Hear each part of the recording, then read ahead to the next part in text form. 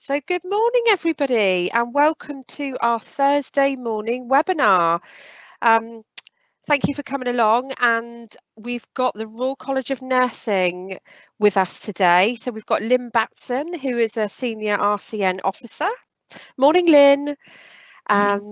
We've got Nicola Clarkson, who is now Nick. I always forget your proper title, but I know you're education extraordinaire. Thank you. Yeah, so Nicola is everything education from the Royal College of Nursing, and they've kindly come along today to talk to us about the perils and pitfalls of social media. So I think we're all very aware of social media. Most of us are on it. But I think it's very important to remember our professional responsibilities and behaviours. And I think two ladies are going to talk to us about how to be careful, how to make sure we're abiding by our NMC Code of Conduct. So, ladies, I'm very pleased to say we're already up to 31 attendees, which is amazing so far. So I'm going to hand over, and then obviously please ask questions in the chat facility. We've also got Jack, one of our recruitment partners, on the call, who's here to answer any recruitment questions. So I'm going to hand over to the ladies. I will turn my camera off, and thank you very much, ladies. Okay, good morning everybody. So I'm Lynn Batson, I'm one of the senior officers in the Southwest region for the Royal College of Nursing, and I've got a short presentation today. I think just a bit of a reminder for all of us in terms of some of the benefits of social media, but also some of the pitfalls. Unfortunately, we still get quite a lot of referrals coming in where members have put inappropriate comments and so on social media, and we'll talk through that a little bit more as we go through the presentation. And just it's about protecting yourselves more than anything. There is the chat facility. If you've got any questions, then please do put your questions, comments and things in the chat, and we will do our best to respond. Okay, lovely. If we could have the first slide up, thank you. So I'm going to talk about the perils and pitfalls of social networking. So go on to the next slide, thank you. So we've, as we all know, Facebook, huge following. In fact, I think it's more than 1.5 billion active users these days. Twitter, another big social media platform. LinkedIn tends to be used more by professionals who are looking to connect with other professionals, possibly looking for jobs, looking at linking in with others, and YouTube. Unfortunately, I tried to copy and paste TikTok and WhatsApp. I think WhatsApp has become one of the kind of bigger social platforms and is one that's used quite a lot in wards and departments. They will often have their own WhatsApp groups set up, very often for, can somebody do an extra shift on Saturday, but it does often stray into social chit chat as well, and I think that's the bits where we need to go more careful. So if we can go to the next slide. So I think, you know, social media has been a huge force for good. So it was about five years ago, there was a huge campaign to raise money for charity by throwing buckets of cold water either over yourself or over somebody else. So this is, for those of you that watch films and things, I think this is Benedict Cumberbatch, who's a famous actor.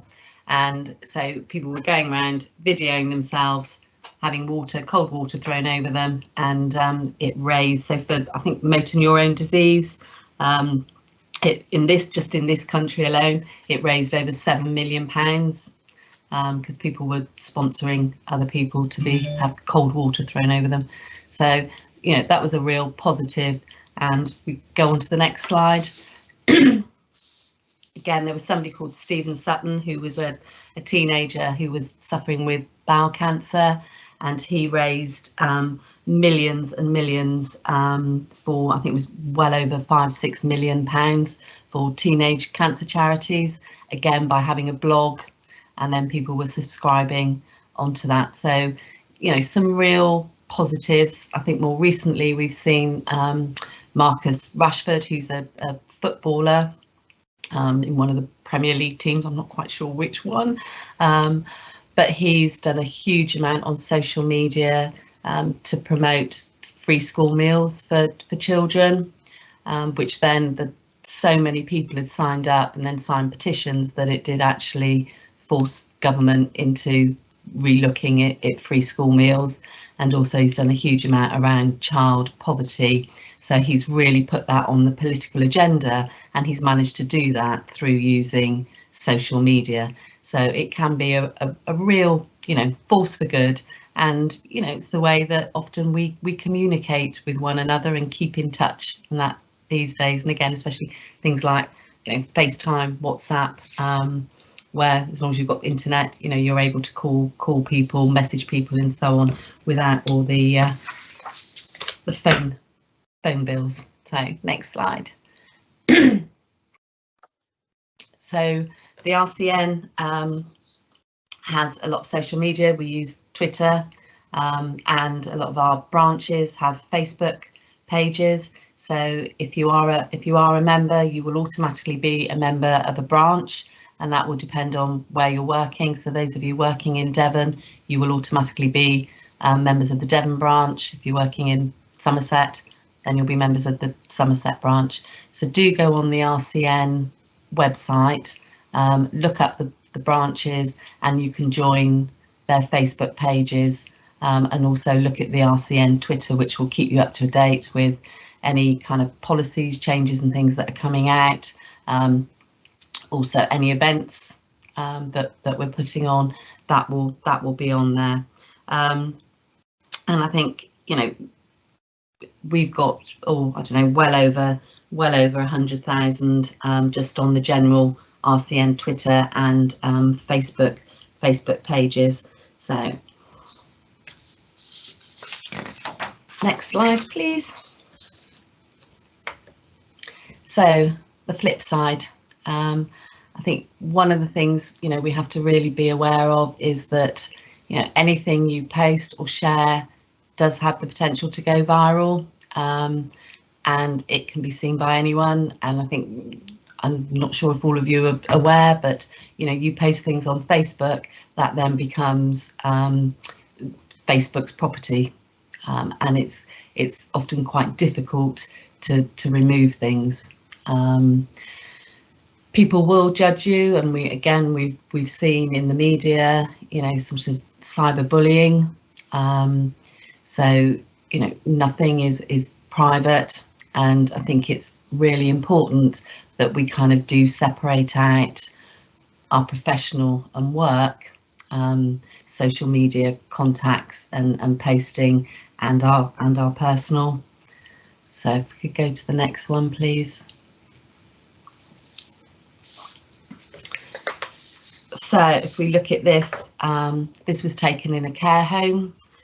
There were 2 care home assistants that were suspended from duty. They'd posted this on Facebook. It was then seen by several people who had then contacted social services, and it was seen very much as, which is not very pleasant, is it? If you had relatives that were being cared for in this home, to see that photo, you would be questioning the integrity, the professionalism and the care. So not a good idea. So next one, please. This was also, several years ago, there was a kind of craze for planking. So it was about lying down in different areas, and this one was actually, we represented a number of nurses in an acute hospital that had taken pictures of themselves lying on trolleys, lying on a helipad, and other places. Again, they posted the images on Facebook. Doesn't look very professional. Questions around how, A, how have they got the time? B, this is completely unprofessional, and a number of the nursing staff were suspended and were disciplined over this. So again, not a good idea. Thank you. Have we got any? I can't see any questions. Are there any questions or anything? Carly, Nikki, any comments, questions? Not yet. No, that's fine. I'm keeping track. I'll let you know, Lynn. Right. Thank you, ladies. Thank you. So the Nursing Midwifery Council has developed guidance on using social media responsibly, and this does form part of your code. So if we go on and just look at some of those.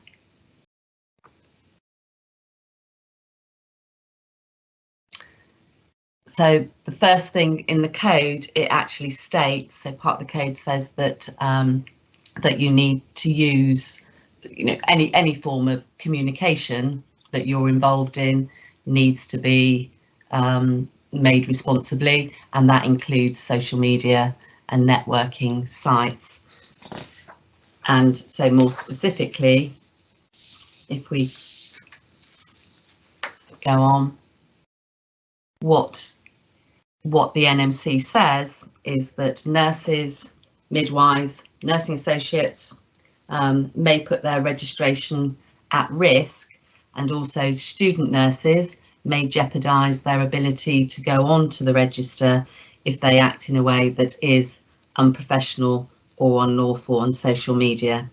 And that includes things like sharing confidential information inappropriately, posting pictures of patients or people receiving care without their consent, right, whether that's inadvertent or deliberate, posting inappropriate comments about patients. And we have had on, like I said, WhatsApp groups where you've had a ward with staff all joined, signed up to the WhatsApp group, and a nurse making comments about what an awful shift she had, and not naming but describing one of the patients that she had found quite challenging, but putting some derogatory comments. And actually, it's not professional to be putting anything about patients on the WhatsApp group, but B, it was, although she hadn't named the patient, they were identifiable to everybody on the ward. And again, she did go through a disciplinary. So bullying, intimidating or exploiting people. That's it. Again, being very careful about your boundaries. So not sharing your personal social media contacts with patients. I think that's a kind of whole kind of separate topic, but it is about very much you are in a privileged position as a registered nurse, and you need to ensure that you keep the boundaries between you and your patients on a professional level, and do not stray into any kind of personal relationship with them. So obviously stealing any personal information or using someone's identity, encouraging violence and self-harm, or inciting hatred or discrimination. So again, making derogatory comments, discriminatory comments, you need to be incredibly careful. Next one, please. So I think just before we kind of move on to this, the other one that I would say to you is that we've also had incidents where more sort of social. So we had an incident where it was this ward sister that was leaving, and the staff tied them to a commode, wheeled them outside, tipped a bucket of water over them. It was kind of, just a fun farewell thing. A patient's relative was going past, felt that this was incredibly unprofessional, took a photo, and reported the ward sister and the rest of the nursing staff for engaging with it to the NMC. We've also had incidents where people outside of work have posted pictures of themselves, maybe on hen do's, in positions, dress, whatever, that didn't look particularly professional, and the NMC says that you must uphold the reputation of the profession at all times. So that means not only in work but outside of work, there is an expectation that if you are a registered nurse, you will act in a way that demonstrates you are professional, you are somebody to be respected. Okay, so again, go really careful if you're on, you know, kind of like a works night out, something like that. People are taking photos, I don't know, somebody falling over because they've had too much to drink, that type of thing, posting it on Facebook, and it's kind of identifiable that, you know, you're a nurse working in X hospital on a ward night out. You could find yourself being reported to the NMC. Okay, so how could social networks cause you a problem at work? If we could go to the next slide. And I'm just going to leave you just for a couple of minutes to actually read through this. It's amazing, actually, if you Google, I don't use a lot of social media at all, but I Googled myself and it was amazing how many things came up that I didn't think there would be anything on me, because I don't post lots of things.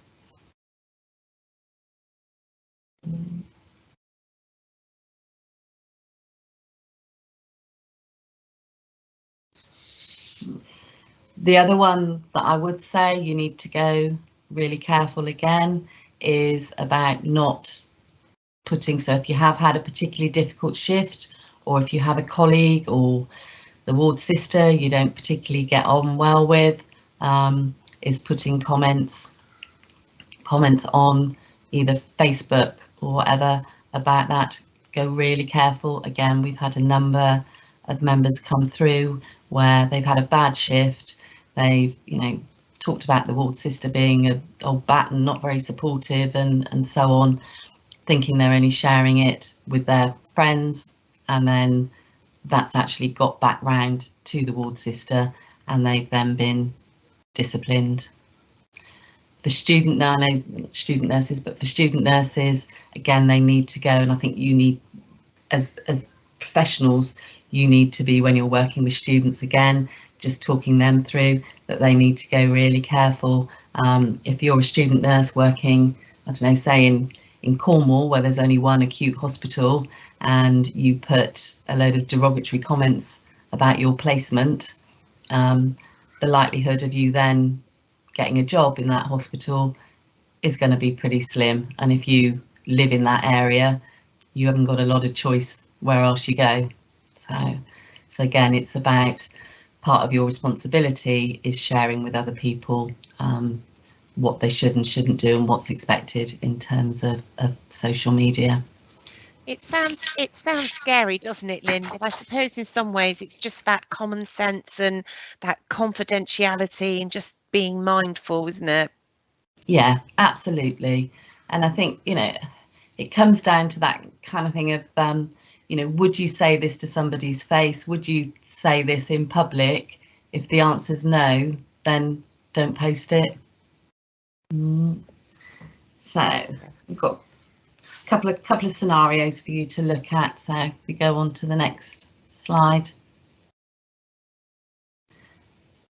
So this one, so you've written an anonymous blog about working as a care worker. You've written a post about a colleague who you think is incompetent.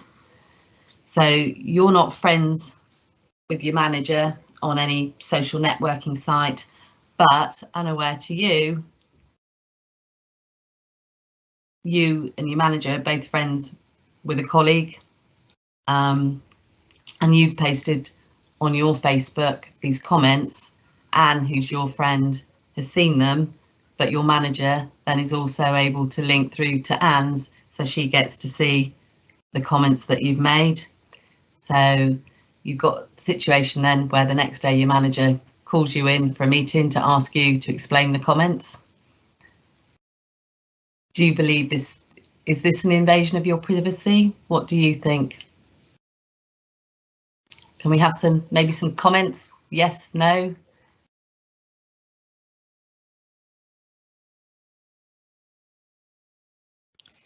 I think that's quite an interesting one, isn't it?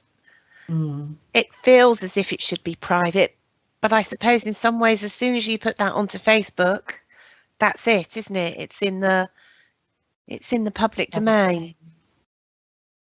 Yeah. So what? We got any comments there, Nick, or everybody's not sure? I'm just waiting. I'm waiting for something to come through.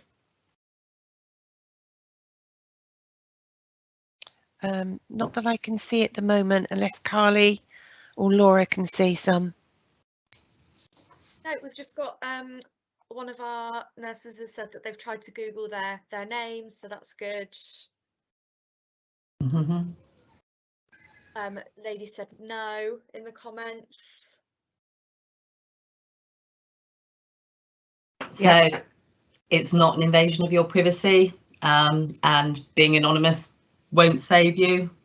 I think, you know, if you're calling into question the reputation of a colleague,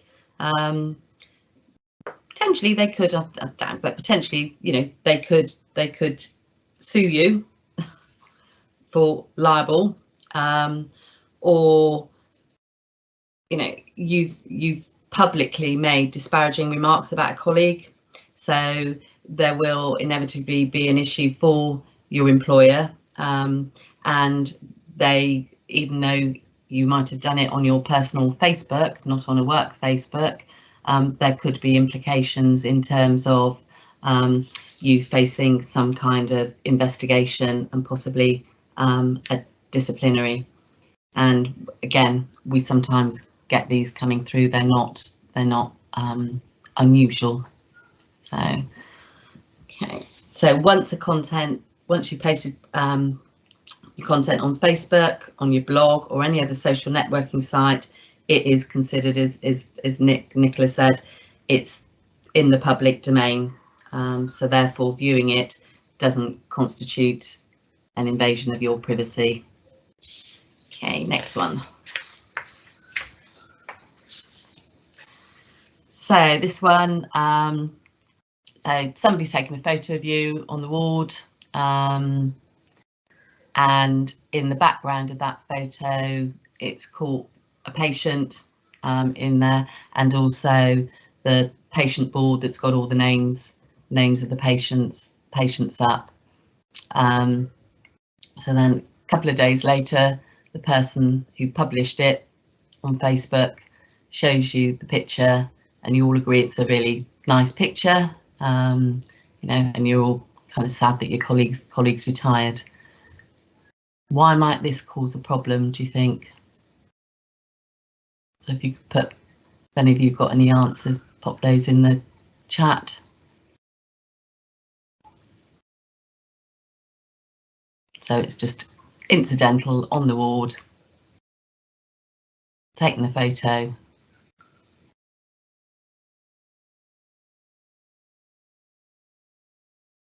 We have got a really good question that's come up, actually. I don't know if you want to. Shall I finish that? Yes. This bit, yes. and then we'll go to the question. Yeah. Thank you. So, firstly, you know, you're clearly, although you know you didn't publish the photo, you're clearly identified in that picture, as are the patients.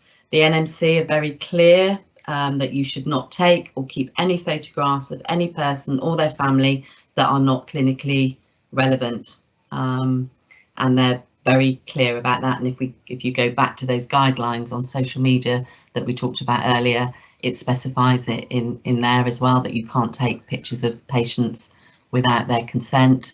And obviously this as well, there was names and things of people on the board, the patient board as well, so that would be seen to be completely unacceptable. So just being part of that picture, you may well then be part of an investigation and possibly disciplined in that you took part in something where it identified patients without their express consent. Okay, do you want to do the question, Carly? And then yeah, so firstly we did have a comment that says yes, it's an invasion of a patient's privacy based on the photo, and then we've got a really good question from Aluyu Cynthia. And this is very pertinent. If a patient sends a friend request to me as a nurse, can I accept the request or not? No, I would absolutely. I think that goes back to what we were talking about keeping those professional boundaries. So your relationship with a patient, whether they're then an ex-patient or not, and their family, is that of you as the professional. You are not there as their friend, and absolutely no. And so another question. Oh, we've got another feedback based on the scenario you've just done from an Edith. It's going to be a problem because the patient's identity is revealed. The patient is not kept in confidence. That's correct, Edith. Yeah. And then a question from anonymous. What happens if a patient takes our pictures and posts in social media without our knowledge? I mean, I think that's a difficult one, but that's not you. All right, so they shouldn't. I think the organisation probably wouldn't do anything about it unless there was something, I don't know, a bit untoward about it. So I doubt whether the organisation would do anything. If, however, that patient was then posting photos inappropriately or something like that, then you should report that, and your trust security should be able to contact the social media provider and actually get that taken down, or they could potentially contact the patient to say that it was inappropriate. But I think if it was a one-off sort of a patient saying lovely nursing staff deserve a pay rise, then I think people should ask your permission before they take photos and post things, but I think it's unlikely that your employer would do anything about that. And a question from a Bindu. Is it allowed to mention our hospital name or post our photos in uniform on social media? I would keep things completely separate. I agree. Yeah, unless it's, I don't know, you might have done some fundraising, but say in your ward or department you've done some fundraising and you want to promote that, but I would do that. It's difficult in smaller independent homes, but in all the large trusts they will have communications officers. So I think if you are wanting to promote something that you've done on the ward, and you're all there with, I don't know, a big check or something, that money you've raised and you're in uniform, you would get your communications officer. They would come down, they would take photos, they would be in control. I agree, Lynn. And my sort of gold advice would be stay away from taking pictures of yourself in uniform for social media, particularly I know very often some teams will do Christmas Eve photo of the team, and my advice would be just avoid that.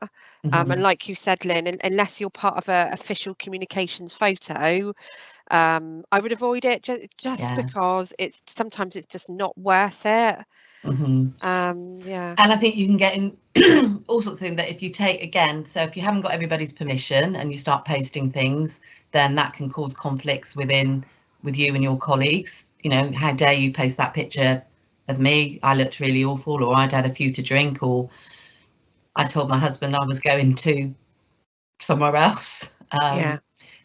And also if you have lots of stuff like that out there, you are more likely to get patients' relatives trying to befriend you. Yes. So I would say absolute no.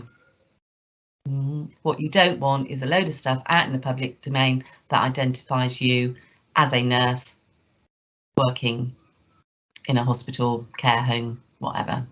So just keep it separate. So next slide. So I think, you know, do think really carefully before posting. Do I want this out for anyone and everyone to see? Understand your employers will generally, they will all have policies to do with social media. So again, make sure you look at those and you're clear. Your privacy controls, and check your settings regularly. You know, have you got stuff that anybody and everybody can see, or is it very much closed, and you limit who can see what you've posted? And I said I would keep personal, very personal, and again still check your privacy settings, and then keep work to work. Right. Remember who your friends are very often. I said some of the ones that we've had come through. Members have been really upset because somebody who they thought was their friend has, you know, and they put a posting saying, you know, had a really dreadful shift, so and so was useless, and you know, this patient kicked off, and so on. That friend will then show it if they feel it's unacceptable. We'll maybe show it to the ward sister, ward manager, and you know, we've had quite, like I said, quite a few people then upset saying, oh, I thought they were my friend. If you do see anything on social media that you do think is inappropriate, then you need to raise it. And again, that is part of your code, especially if it's breaching patient confidentiality, or it's something that is inappropriate, that it is discriminatory, or you know, bullying, intimidation, anything like that, then you should raise that, and that is part of your code. Okay, so last slide. So just don't, you know, publish anybody's private information, and as we've just gone over, don't set up networks with patients, service users, their carers.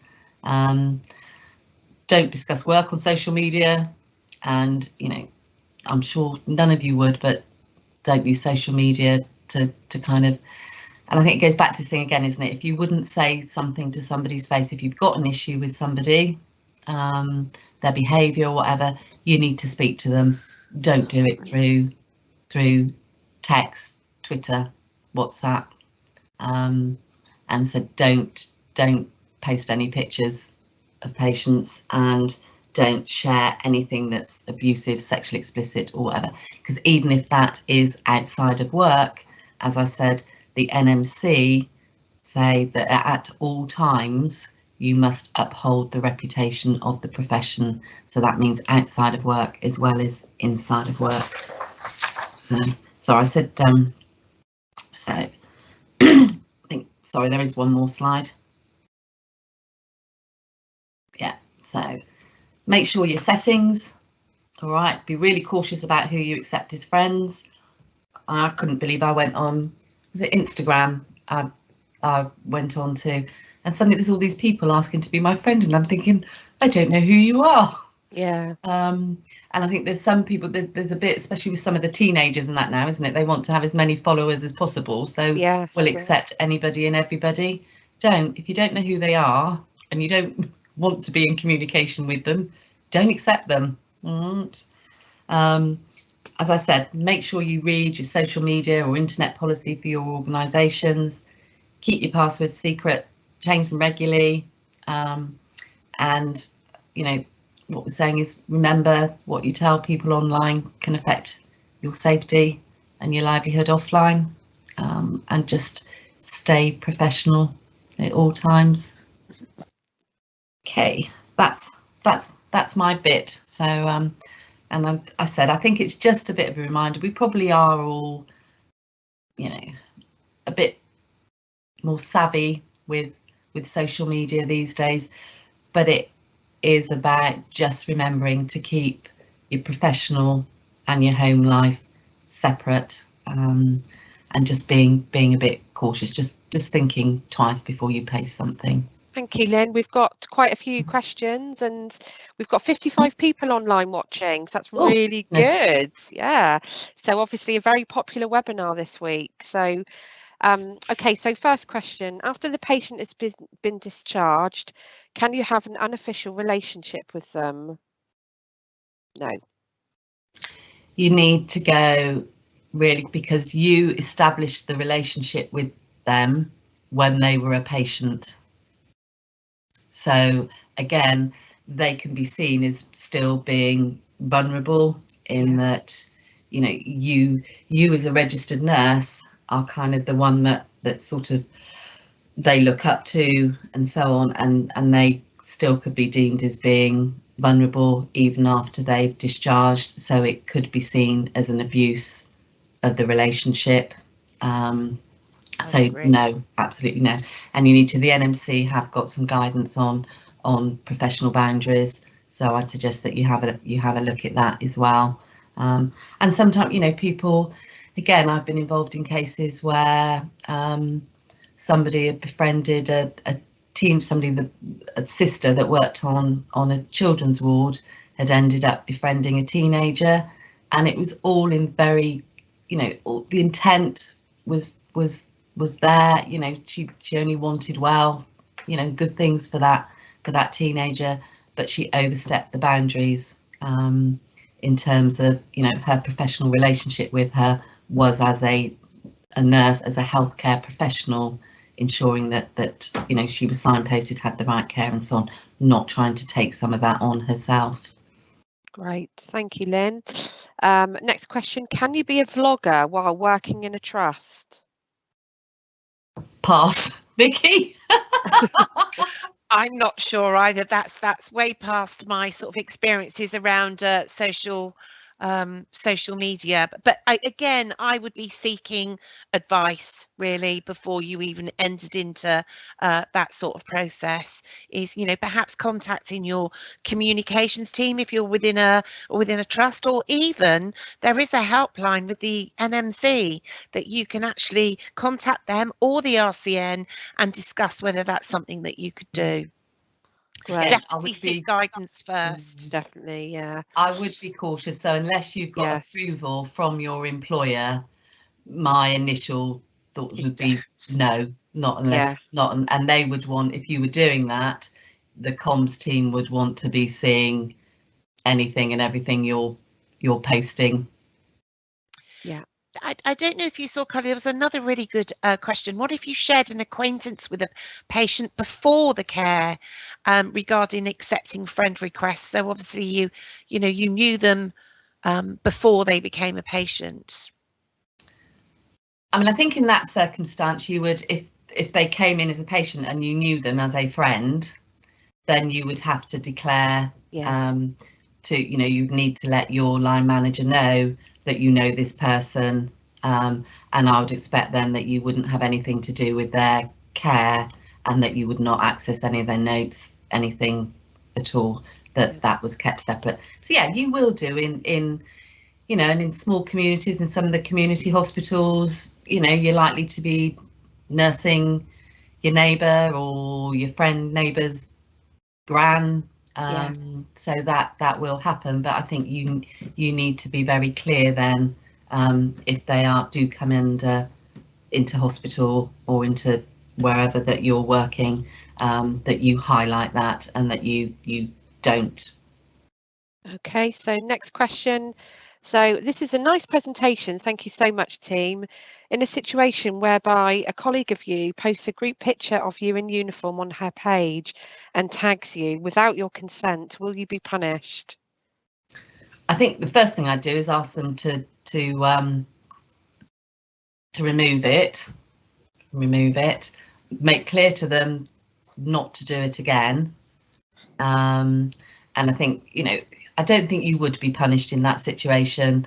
I mean, it depends what you're doing. So again, if she's photographed you doing something that's inappropriate, then yeah, potentially you could be subject to an investigation. But if it's just a picture of you in uniform, not doing anything inappropriate, then I wouldn't have thought so. And I think, but what you would need to do is make clear to them that they're not to do that and they're not to tag you. Okay, and this is people are really engaging with this webinar this morning. So next question, can we allow patients or relatives to take a photo if they ask permission? Yeah, that's fine. If they ask permission. I mean, I suppose what I would say to them is, why do you want a photo of me? Yes. But like I said, I think, you know, if it's somebody taking a photo of nurses just to post and say, you know, amazing nurses that looked after me whilst I was in hospital, yeah, they deserve a pay rise or whatever, that's fine. But I think I would probably say to them, why do you want my photo? Yeah. So Emmanuel has asked, can you take a picture in your casual attire in the hospital? So what, if you're sat before you've got changed for work, you're sat in the bathroom? Yeah, if you're in your civvies, I suppose. Yeah, and as long as there's no patients there, and as long as, you know, the person who you're taking a photo of is consented to it, and there's not no patients behind you or details up on a board that might identify anybody, then yeah, it's fine. Okay, so Cynthia, a patient who is financially handicapped is asking a nurse to post her picture on a WhatsApp group she belongs in order to source for funds. Is this situation what is expected of the nurse? Is this in terms of raising like funds for a charity, or is this? I don't know. Yeah, that's a tricky one, actually. I think I would take that through to com. So if it was like, so some of the ones that we showed earlier, so like Stephen Sutton, that was the teenager that had bowel cancer, that was looking to raise money for the teenage cancer charity, I would probably go through to your comms or to your line manager in the first instance and say, this is what they're asking. So I would just say to them, I'm sorry, I'm going to have to check whether I'm allowed to do that. And then of course, obviously it's up to you as well, whether you want to, if your employer says, yes, that's fine, it's you know, an established charity, we're all supporting it, that's okay if you want to do that. But I would check first. Do you find, Lynn, just out of interest, you know, in the terms of you representing nurses, is this a weekly thing, you would say, or really regular issues that come up? I think a few years back, we had a lot of issues with student nurses, and I suppose it's probably because they were going back quite a few years. It was probably the generally they were younger and they'd kind of embraced social media before some of us Luddites had. Probably we still get one a month across the patch. So I know in my patch, I know I've got a case where somebody put some derogatory comments about a colleague that were then seen by another colleague, and the colleague that she'd made the derogatory comments about was told that she'd put them on there, so that caused all sorts of issues, and the member had to be moved while they did the investigation because the other person was really upset, so they couldn't work with them. So it for what were a few derogatory comments, has actually caused a lot of upset with a number of people in a whole department, so yeah. Everyone else has been affected. Yeah. And then, you know, and it not only affects the kind of two people, the one that made the derogatory comments and the one that it was about, you know, other colleagues then are kind of drawn between who they support, and you know, it's caused all sorts of relationship issues within the team. Yeah. I think there's some more questions there, Carly. So we've got, can relatives include you in a video call while they are talking to another person on the other line? In what? I'm just trying to think in what context. So It doesn't say, but for me, my first thought was maybe if a patient's in hospital and they're phoning, FaceTiming a relative, are they allowed to include the nurse on there? if it's appropriate. So, and especially I think with COVID at the moment, where visiting is restricted, I think you need to be clear who you're speaking to. You need to be aware that they could be recording it. So I think you would need to establish why do they want you on the call. I mean, it might just be something simple like the patient saying, oh, do you want to say hello to my daughter? I've been telling her, you know, what a wonderful nurse you are. You know, that's absolutely fine. If it's about giving information about that patient, then I would be a bit more cautious in terms of knowing who you're speaking to and, you know, what level of information that you can give. But I think if it's just a say hello to my daughter, then yeah, that's fine.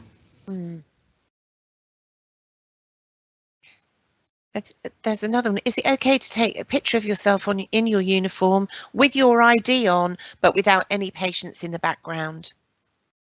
Yeah, I mean, you can take a pic. You know, I've got pictures of me in my uniform. It would be really sad, wouldn't it, if nobody'd ever taken any pictures of any nurses? We wouldn't have that wonderful kind of history.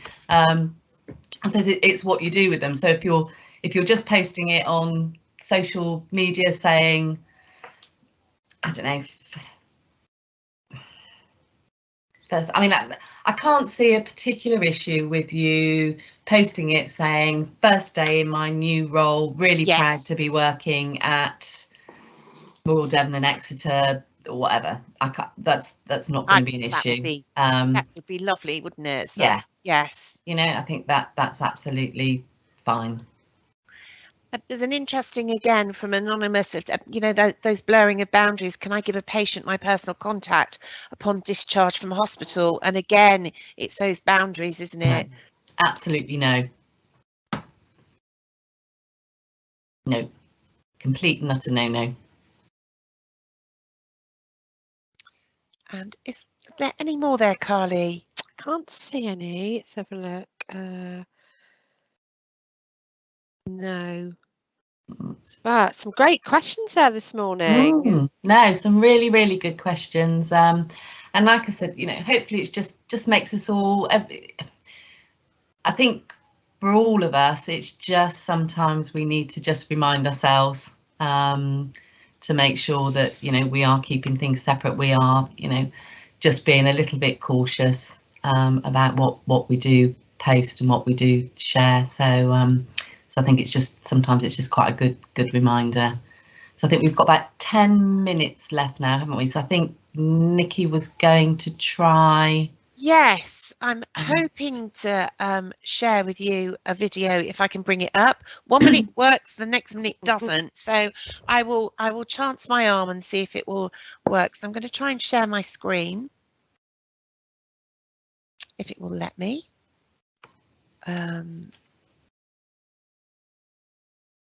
Just bear with me a moment. Okay, so I'm going to try and share my screen again.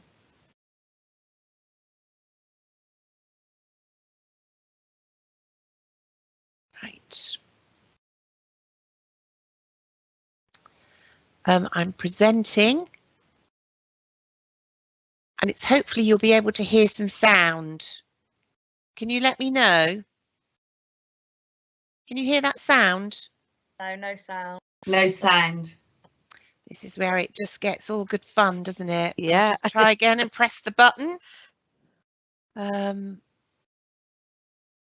you still seeing my screen? No. No.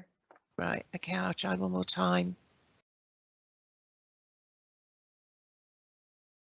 So as it comes up, it allows you to have find the sound button, but sound.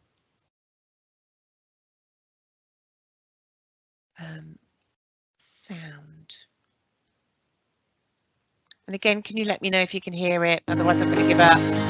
Yeah, we can. Yeah, got it. Brilliant. One of us has had access to a vast library of resources. One of us received workplace representation. One of us has received financial guidance. One of us used the counselling service following bereavement. One of us benefited from immigration advice. One of us is part of an older people's forum. One of us has received legal advice on their pension. One of us has done a better care dementia course. One of us has used RCN Extra for discounted cinema tickets. One of us saved over £1,000 on a holiday. One of us has saved money on our car insurance. One of us received support on our placement. All of us progressed our career with the Royal College of Nursing. The Royal College of Nursing offers a huge range of services to its members, from cheaper car insurance to career, legal and financial advice. Become one of us. Visit rcn.org.uk.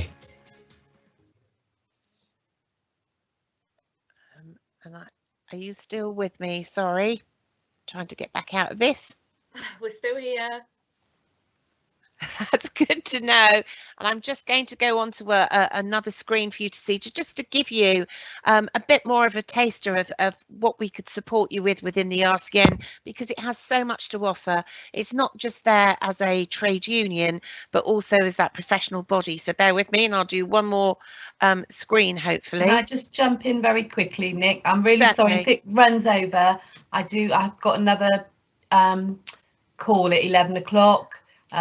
So I will need to dip out. So it was great. I know I couldn't see you all, but it was brilliant to have so many of you on the call, and we'll catch up with Carly, and if there's anything else that you would like us to come back and do for one of your webinars, we'd be really happy. Yes, Fantastic. and I'm not going to keep you. I promise it won't go over. I just quickly wanted to show you one of, if you go onto the RCN website, and you'll come across our pages for international nursing members and just what it can offer you. I mean, the RCN has been, around for over 100 years. So we've got some great experience in supporting, members and representing nurses. And if you go on there, you can get information around the exam resources and OSCEs to, give you some advice and help. There's also information on revalidation and how to access some information from the NMC. We also have some wonderful courses that you'll be able to tap into and have a look at around just to really begin to develop your continuing professional development. Specific courses for our Indian colleagues, but there's so much there that you can gain information from, be it support, if you need some counselling or advice around immigration. We have a great immigration team that you can tap into, some careers advice, and lots of different networks that can give you some advice around older people's care, for example, or our education forums. There's just so much. And the RCN also has a library, and that's the largest library in Europe. And again, you can contact them and they would support you with whatever research or interest that you might have. So do have a look on the website. There's so much there that you can gain access for, and by all means contact either myself or have I stopped sharing, Carly? Yeah, you have. Yeah. Good. Either myself or Lynn or anybody in the region, by all means do contact us and we'll be more than happy to help you with anything that we can. That's brilliant. Nicola, I've posted the link in the main chat bar as well, so everyone can access the RCN International Nursing members website as well. That's wonderful, thank you. That's brilliant. Yeah, thanks so much. That's been a really engaged webinar this morning. And thanks, Nicola. Thank you, Lynn. I know she's already had to dip off. Yes. And thanks for all of you for coming and watching and participating and asking questions. It's been a really good session.